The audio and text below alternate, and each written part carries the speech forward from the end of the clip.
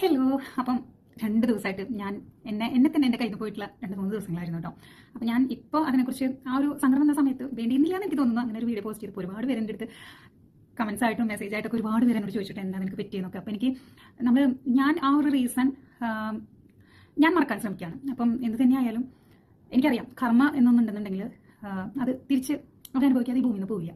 അപ്പം എൻ്റെ ഭാഗത്ത് എനിക്ക് സത്യമുള്ളിടത്തോളം കാലം എനിക്ക് ആരും പേടിക്കേണ്ട ആവശ്യമില്ല. പക്ഷെ നമ്മൾ ചെയ്യാത്തൊരു കാര്യം, നമ്മൾ അറിയാത്തൊരു കാര്യം പറയുമ്പോൾ നമ്മൾ ഒന്ന് വിഷമിച്ച് പോകും. അത്രയും എൻ്റെ കാര്യത്തിൽ സംഭവിച്ചിട്ടുള്ളൂ. ഇപ്പം ഞാൻ എന്താ പറയുക, എല്ലാവരും പറയുന്ന പോലെ ഞാനൊരു സ്ട്രോങ് വുമൺ തന്നെയാണ്.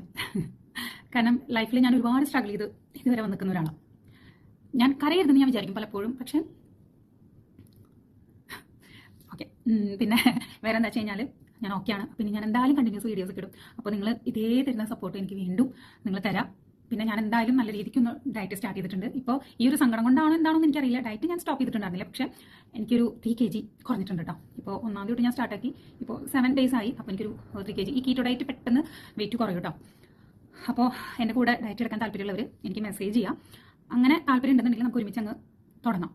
അപ്പം എന്നെ ഇത്രയും സപ്പോർട്ട് ചെയ്ത എല്ലാവർക്കും നന്ദി കേട്ടോ. ഞാൻ സത്യം പറഞ്ഞ ഒരു വീഡിയോ പോസ്റ്റ് ചെയ്യുന്ന സമയത്ത് നമ്മളൊന്ന് വിഷമിച്ച ആരും പല ഘട്ടങ്ങളും നമുക്ക് ആരും സപ്പോർട്ട് ഇല്ലാതെ വരുമ്പോഴാണ് നമ്മൾ ഭയങ്കരമായിട്ട് ഡൗൺ ആയി പോവുക. പക്ഷേ എനിക്ക് വന്ന കമൻസ് മെസ്സേജിനൊക്കെ തന്നെ ഞാൻ ഇത്രയും ഉയർത്തി നിൽക്കുന്നത് എനിക്ക് തന്നെ അറിയില്ലായിരുന്നു കേട്ടോ. ഞാൻ വിഷമിക്കുമ്പോൾ എൻ്റെ ചുറ്റുള്ളവരാണ് അത് ഫേസ് ചെയ്യേണ്ടി വരാമെന്നുള്ളൊരു കാര്യം എനിക്കറിയായിരുന്നു. എൻ്റെ കൂടെ എൻ്റെ ഹസ്ബൻഡ് ആൾക്കൊരുപാട് ഞാൻ കരയുമ്പോൾ സത്യം പറഞ്ഞാൽ ഞാൻ കരയുന്ന കണ്ടിട്ട് ആളിരുന്ന് കരയാണ്. എന്തിനാണ് സത്യം പറഞ്ഞാൽ ഞാൻ ചോദിക്കുന്നത് നിങ്ങൾ എന്തിനാണ് കരയണമെന്ന്. പക്ഷേ നമ്മൾ കരയുമ്പോൾ അവർക്ക് കാരണം എപ്പോഴും തന്നെ ഞാൻ ആരാലും ചോദിച്ചു പോകില്ല, അത്രേ ഉള്ളൂ.